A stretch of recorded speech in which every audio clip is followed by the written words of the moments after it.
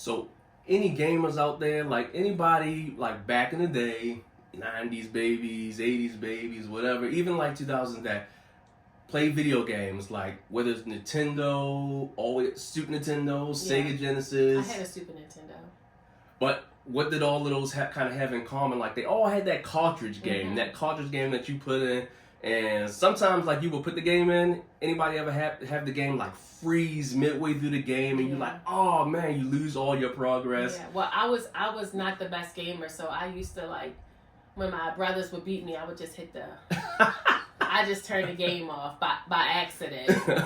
I actually had a cousin that would do the same thing. He would get mad midway through the game, and he would just like accidentally hit the reset button, start the whole game over, so that you can kind of get a fresh start or whatever. Yeah. But what's the reality like? Sometimes you had to hit the reset button. Sometimes you would take the cartridge out, blow it out. Don't know if that really did anything. I mean, it's not like you had Google back then where you could say, Google, tell me how to fix my frozen Sega Genesis or whatever. Yeah. So everybody would blow the cartridge out, put it back in, hit reset, and hope that that reset now will give you a fresh start to go through the entirety of the game as it was meant to be. Yeah. And whether you were that kind of person or the one that accidentally kicked the reset button or whatever, like some people, to start the game over again, sometimes in life, you need that reset button. Yeah. Sometimes in marriage, you need to hit that reset button. Yeah. I'm Glacy. And I'm Al. And here at Forever I Do, we teach you how to brag. Build relationships. According to God. So, sometimes you gotta hit that reset button. I remember when we had to hit that reset button. Yes. A while ago. It's been a while now. Yes. So it's really good to be able to reflect and look back at what we did. And I think we started with like our values. Yeah. Like our values had gotten like misaligned and what you wanted and how I wanted our marriage or our lives to look. It just didn't look that way. So we started with like our vision retreat, and we started with writing down our values. Yeah. And again, like in marriage, sometimes you have to hit that reset button, and truth be told, like our marriage life, just like a video game, wasn't going the way that we knew it should be going, because quite frankly, like one of the foundational things, our values were not aligned. Like I don't even know that before going into marriage we even had a value conversation. We just assumed that the game was going to be played a certain way. And things would happen the way they were supposed to happen. Yes. Even if we didn't put in that work or had an idea of what it was supposed to look like. Yeah. So I think we both kind of kicked the reset button at the same time, because we knew like we had to start over. Yeah. Or the game would stay frozen. We would never win at the game of marriage. Yeah. Unless we hit that reset button. Yeah. Blew the game out. Again, that probably didn't do anything. But then started all over again. Yeah. And where we started was with values. Yeah. So if you're going to hit that reset button, one thing that you have to do is pick an area to focus on. Yes. You can't fix everything. Exactly. Like, if you're playing one game, like, you can't fix the 5 different games that you have in life. And marriage is made up of many different games. Yeah. You can't fix it all at one time. And if you try to, all you're going to do is find yourself overwhelmed. Yeah. Because now you're trying to tackle finances. You're trying to tackle values. You're trying to tackle raising those kids of yours. You're trying to tackle setting boundaries all at one time. Right. And now you feel overwhelmed and you feel like, there's no way I can fix this. And what happens when we think we can no longer fix the game? We trade it in. Oh, yeah. Oh, trade it in. I said give up. I like them both. That's what we do. We give up and we trade it in. Yeah. We want to take it back to the store or back to GameStop or whatever and get something new. Because it ain't working. Yes. And that's not the answer. The answer is pick that one area, focus on that, and hit the reset there first.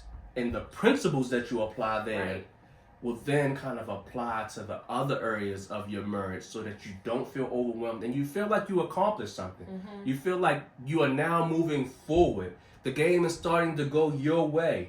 You can see a light at the end of the tunnel. You can save, what was her name? Princess Toad goodness. at the end of the game. I always thought it was Princess Peach. Is that her name? Oh, okay. I think it's Princess Toad, though. Okay. In Mario, I think it is. But who knows? Anyway. But either way, you can now see that you can win at the end because you're focusing on that one area. You take those principles and you apply it to the next area after you tackle whatever that area is that you chose to focus on first. Yeah, so when you pick that area that you want to focus on, then you have to set a goal of what you want that area to look like. Yeah, and it starts with just asking yourself the question, like, what's most important in my marriage life right now? Like, for you it may be values. For you it may be finances. Maybe you're at each other's like throats, necks, whatever you want to say about finances. Maybe it's like you just are not on the same page when it comes to raising your kids. Whatever is most important to you at that time will assist you in setting that goal and also picking that area that you want to focus on at that time. So you have to just, again, ask yourself the question, what's most important? Yeah, and if it's something in your marriage, you should sit down with your spouse absolutely. and have this conversation. Like, I can't have one thing and he have one thing, because then once again we're not aligned and we're not walking together and trying to work on hitting that reset button. Yeah, so the next thing that you can focus on is, who do you want to be? Yeah. Who do you want to be in that area? So if it's in your finances, who do you want to be in your finances? Do you want to be a better steward? Yes. Do you want to be able to budget? Do you want to be able to spend less? Like, you have to decide who you want to be. Yes. And again, that's important in getting in alignment. Once you pick that goal, once you pick that area, once you have those conversations, if you don't decide who you want to be, then again, you'll find yourself kind of missing the mark. You'll find yourself kind of just like wandering out in like the wilderness of whatever that area is, because you don't know what you want the end to look like. Right. And who do you want to be helps you identify what that ending will look like for you. If it's being a better steward of your finances, now you can have a end goal in mind to how to achieve whatever it is you're trying to achieve. Yeah, and that's the kind of the last step of this process of like, what you gonna do about it? Yeah. It's not enough to say, okay, this is what I want my goal to be. This is who I want to be in this area, but how are you going to get there? Like, you can't just have a goal without a plan. Absolutely. I love it. A goal without a plan is just a dream. Yeah. And there's nothing wrong with dreaming. There's nothing wrong with being a dreamer. Yeah. But at some point, you got to put pen to paper and you got to map it out. You got to have a plan for what it is you're trying to accomplish. Who do I want to be? Now, what am I going to do about it? What am I going to do to accomplish this goal? I want to be a better steward. That's who I want to be. But what am I going to do about it? I'm going to budget. I'm going to go speak with somebody with some wisdom in the financial area so that I can know how to budget properly, so that I can know how to steward my finances better, so that I can know what will work for what my financial situation is. Because obviously, even with me and my spouse, we weren't doing it the greatest together. So maybe we need to go to that outside source to actually help us align those goals, to be better stewards, to be able to save better, spend more wisely and things like that. And that's something that we actually had to do. We actually had to sit down to come up with a goal there and decide who we wanted to be and implement a plan. And it wasn't our plan. It was a plan that somebody helped us kind of put together. Right. But once we got in alignment in that area, we started to see that progress. We started to see that we can win in this area. And we had to have some tangible things out in front of us. Just like the video game, you see your progress being made. Even if you decide that, okay, I'm not finished today, but I'm going to come back to it tomorrow. You see when you stop, where you stop at, and where you're going to pick back up at the next day. That's good. And that's something that we were able to see in that particular area so that we knew we were continuing to make progress. Yeah, it's so important that you are able to see that progress, because if you don't have something tangible, you'll just think, oh, I'm making these changes and I'm working hard, but I don't see the fruit of the labor that I've put in. So it's always good to have like those incremental goals, or celebrate the wins. Like it's just important that we can see it so that we don't get discouraged. Yes. Because we change things in our lives. I'm gonna put myself out there. You change your diet and you expect to lose 50 pounds in like 2 weeks. Yeah, that's me. But the thing is, like, we want to be able to see something tangible. So if I change my diet and my clothes start to fit a little bit better, you see progress. It's the same thing with whatever area that you choose. Have those small incremental wins so that you can celebrate. It kind of gives you like a boost in like your confidence. Momentum. Yeah, your momentum. You be like, babe, look what we did. And then it gives you that desire to keep going and keep going. Yeah. If you've ever done like a renovation or anything like in your home and things like that, if you have to knock down a wall, you can have the best tool in the world, to knock down a wall. Maybe you have a sledgehammer in hand. If you stand up close to the wall and just tap the wall with the sledgehammer, you're not going to knock the wall down. Mm-hmm. You have to get a little bit of space between you and that wall. You have to get enough space because you have to have enough space to swing that hammer. You need the space to swing the hammer because you're trying to build up enough momentum to take the wall down. Yeah. It's the same thing. Like, again, in any area you're trying to accomplish something in, you have to give yourself enough space and momentum to actually be able to knock that wall down and accomplish whatever that goal is. And you're knocking a wall down because if it's your finances that you chose, it's a wall. It's a barrier there that's keeping you from being all that God wants it to be.